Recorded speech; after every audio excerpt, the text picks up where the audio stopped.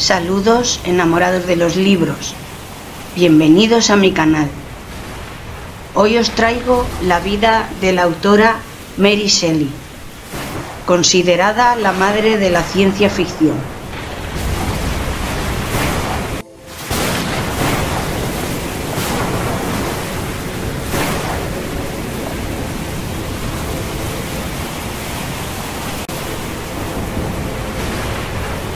Siento una frustración, un susurro constante de que no estoy cerca de cumplir mis sueños. En efecto, podemos catalogar a Mary Shelley como la madre de la ciencia ficción, ya que fue la autora de Frankenstein o el moderno Prometeo, obra considerada como la primera de este género. Mary Shelley, nacida Mary Wollstonecraft Godwin, vino al mundo el 30 de agosto de 1797 en Londres. Su madre fue la filósofa feminista Mary Wollstonecraft y su padre William Godwin, escritor y político precursor de las ideas anarquistas. La madre de Mary fue una mujer poco común para su época, que consiguió vivir y establecerse como escritora. Creía firmemente que las mujeres no son inferiores intelectualmente a los hombres, sino que reciben peor educación. Plasmó sus ideas que anticipan el feminismo en su obra Vindicación de los derechos de la mujer, de 1792, donde afirmaba que las mujeres debían ser tratadas como seres racionales igual que los hombres. En 1794 dio a luz a una niña a la que llamó Fanny, producto de su relación con el aventurero americano Gilbert Imlay. Fracasada esa relación, comenzó otra con William Godwin, al que ya conocía de antes. Cuando quedó nuevamente embarazada decidieron casarse. Godwin aceptó a la hija que Mary había tenido antes. Godwin era un filósofo y político radical que había sido sacerdote calvinista, pero que abandonó su carrera eclesiástica. En plena Revolución Francesa, influido por los enciclopedistas, se convirtió en un pionero de las ideas anarquistas.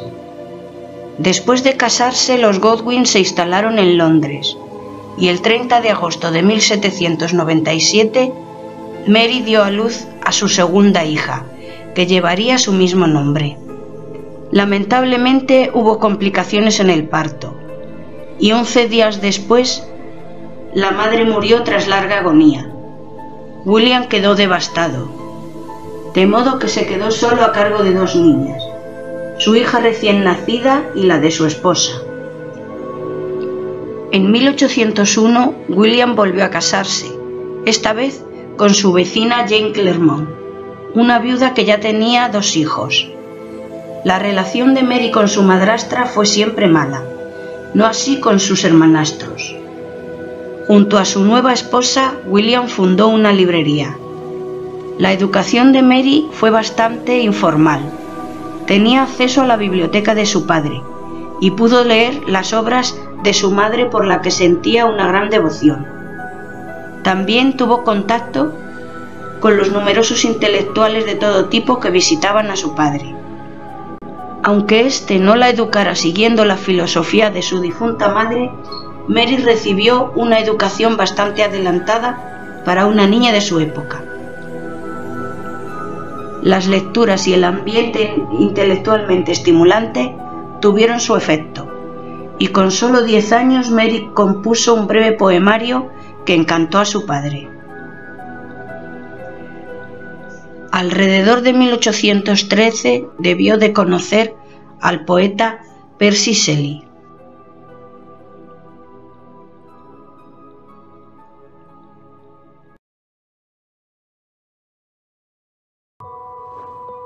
¿Quién es ese? Ese es Shelley. Atractivo, ¿verdad? Entonces, ¿cuántos años tiene? Los suficientes para saber por qué lo pregunta. Tengo 16. Cuando te conocí me sentí vivo. Huye conmigo. ¿Tienes una relación con ese asiduo a las rameras? Tengo fuego en mi alma. Y ya no permitiré que usted o alguien más lo contenga. Este era un joven aristócrata, pero seguidor de las ideas radicales y la doctrina anarquista que propugnaba el padre de Mary. A pesar de su juventud, estaba ya casado y tenía 2 hijos. Pero no dudó en abandonar a su familia para hacer visitas frecuentes a la librería de los Godwin. Allí conocería a Mary, que por entonces tenía 16 años. Percy y Mary se encontraban secretamente junto a la tumba de la madre de la joven, a donde ella solía huir de las desavenencias con su madrastra. Ambos se enamoraron y comenzaron una relación. El padre de Mary la desaprobaba, temiendo la ruina de la reputación de su hija. Sin embargo, Mary decidió escaparse con su amante. En junio de 1814 huyeron a Francia, llevándose con ellos a Claire Clermont, hermanastra de Mary. Viajaron por Francia y Suiza, aunque al quedarse sin dinero tuvieron que regresar a Inglaterra, a donde llegaron en septiembre de aquel mismo año. A su regreso se encontraron sin dinero y sin la ayuda de la familia de ella ni la de él. Sin embargo, la pareja, junto con Claire, continuó dedicándose a la literatura y a recibir a los amigos de Percy, mientras eran acosados por los acreedores. Mary, por entonces, se encontraba ya embarazada. En febrero de 1815 dio a luz a una niña prematura que murió. Ella se sumió en una profunda depresión por la pérdida de su hija. Sin embargo, pronto quedó nuevamente embarazada y la situación económica de la pareja mejoró cuando Percy recibió la herencia de su abuelo. En enero de 1816 nació William, su segundo hijo. En mayo de 1816, la joven familia y Claire Clermont viajaron a Suiza. Tenían la intención de pasar el verano a orillas del lago de Ginebra en compañía del poeta Lord Byron. Allí se reunieron con el poeta y el joven médico amigo de este, William Polidori, y alquilaron una casa para pasar el verano. Aquel año de 1816 es conocido como el año sin verano, a causa de la erupción del volcán Tambora en Indonesia, que cubrió el cielo de cenizas, causando el descenso de las temperaturas en todo el mundo. Debido a ello, el tiempo era frío y lluvioso, obligando al grupo a permanecer encerrados en la casa días y días. Durante aquellas interminables jornadas se dedicaban a charlar de los temas más en boga del momento, y ninguno estaba más de actualidad que los incesantes avances científicos que se estaban realizando, y más concretamente los relativos a la electricidad. La sociedad culta del momento estaba fascinada por los asombrosos experimentos realizados en este campo por numerosos científicos, aplicando corrientes eléctricas a cuerpos sin vida y observando con asombro los resultados. El grupo de amigos pasaban el tiempo comentando los experimentos de, entre otros, Erasmus Darwin, de quien se decía que había logrado animar cadáveres. Discutían sobre las posibilidades de esa revolución técnica y amenizaban las horas delante del fuego leyendo historias de fantasmas. En este ambiente un día Byron propuso al grupo que cada uno escribiera su propia historia sobrenatural.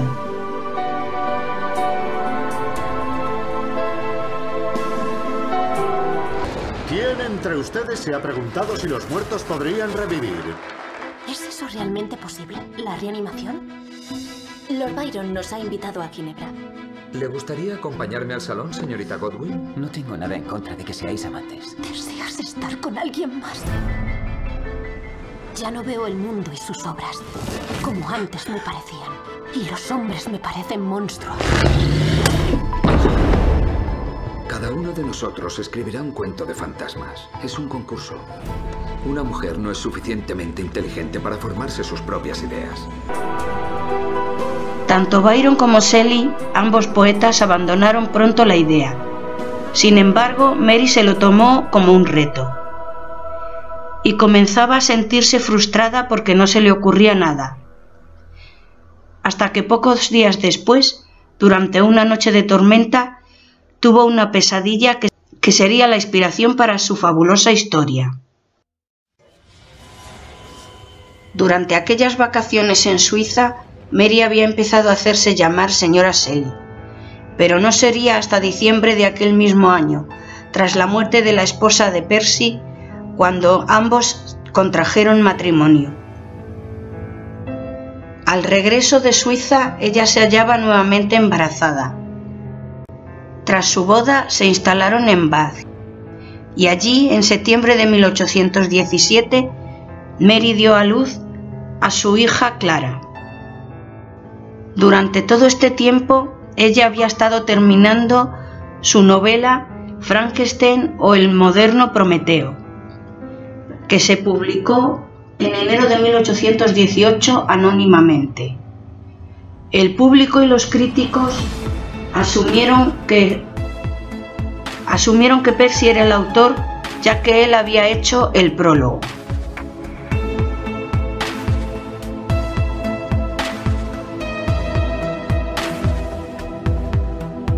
Lo contrario. ¿No reconoces a Víctor Frankenstein? Esto no es un cuento de fantasmas. Me ha dejado temblando. Debes conseguir que publiquen tu historia, Mary. Curioso tema de discusión para una damita. ¿Está insinuando que la obra es del señor Shelley? ¡Es mi historia! Sin embargo, continuaban siendo acuciados por las deudas, de modo que en marzo de 1818, junto con Claire y su hija, decidieron mudarse a Italia. Durante los años que estuvieron en Italia, la pareja fue prácticamente nómada. No residían permanentemente en ningún sitio. Por desgracia, Mary tuvo que sufrir la pérdida de sus dos hijos con pocos meses de diferencia. La niña en septiembre de 1818 y el niño en junio del año siguiente.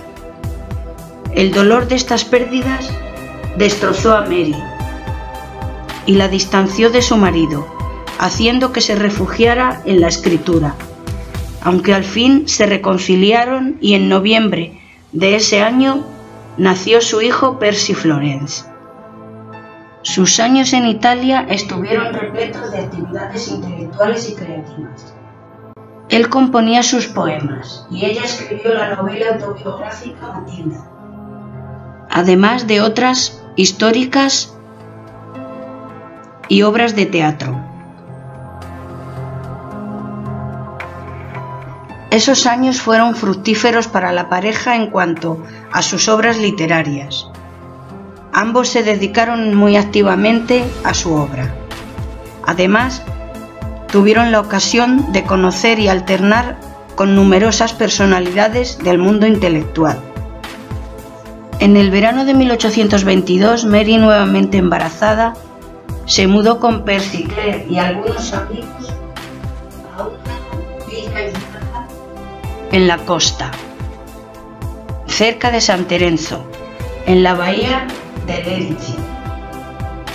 Pero Mary no era feliz en aquella remota villa. El 16 de julio sufrió un aborto espontáneo, que le costó una gran pérdida de sangre y la dejó en peligro de muerte. Su relación con Percy no estaba en su mejor momento, y ambos no dudaban en flirtear con distintas parejas. Percy y sus amigos aprovecharon la cercanía de la costa para dedicarse a viajar en un pequeño velero. El 1 de julio de 1822 partieron, pero lamentablemente nunca alcanzaron su destino.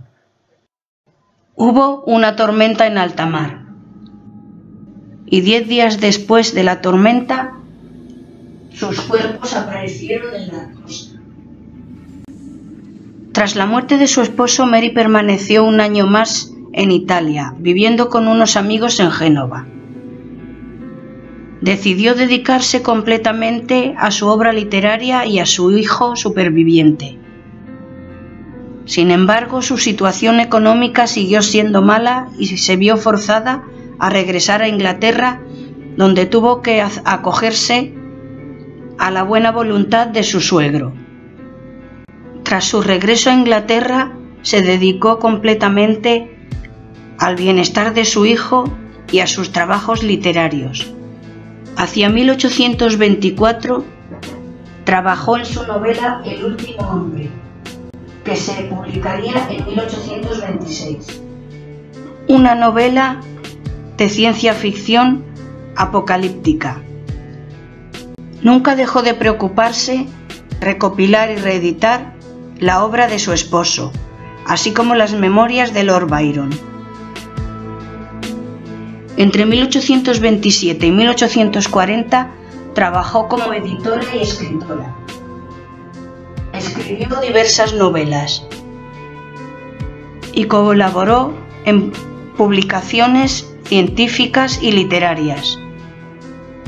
Cuando su hijo Percy Florence se convirtió en el heredero de su abuelo, su situación económica mejoró y consiguió al fin la estabilidad. Entre 1840 y 1842, madre e hijo viajaron juntos por el continente europeo. En 1848, Percy Florence se casó con Jane Gilson y Mary se trasladó a vivir con ellos. Durante sus últimos años sufrió numerosas enfermedades, hasta que el 1 de febrero de 1851 falleció a los 53 años de edad, de lo que se diagnosticó como un tumor cerebral. Durante su vida había conseguido que se la tomara bastante en serio mientras vivió su esposo. A pesar de que los críticos no solían apreciar sus opiniones políticas que estaban presentes en sus obras. Sin embargo, después de su muerte, fue bastante relegada y durante mucho tiempo considerada solo como la esposa del poeta Percy Shelley o la autora de Frankenstein. Esto continuó a lo largo del siglo XX y no cambió a pesar de que su obra ganó más y más fama, siendo adaptada al teatro, al cine y a la televisión. Solo recientemente ha producido un mayor conocimiento y reconocimiento de su valor como escritora. Y ahora es reconocida merecidamente como una autora importante del romanticismo literario. También su figura ha sido recientemente reivindicada en su papel de innovadora, feminista y mujer adelantada a su época. Pero sin embargo, no debemos olvidar que ella fue la creadora de un mito inmortal. Durante aquel lejano verano frío y lluvioso de 1816, ella creó al monstruo que ha habitado las pesadillas de todos durante 2 siglos. Y todo ello, hay que recordar, lo hizo siendo apenas una muchacha de 18 años. Y se atreve a cuestionar la capacidad de una mujer para experimentar la pérdida, la traición, La muerte. Si no hubiera aprendido a superar la angustia, no habría encontrado esta voz. Mis elecciones me hicieron lo que soy y no me arrepiento de nada.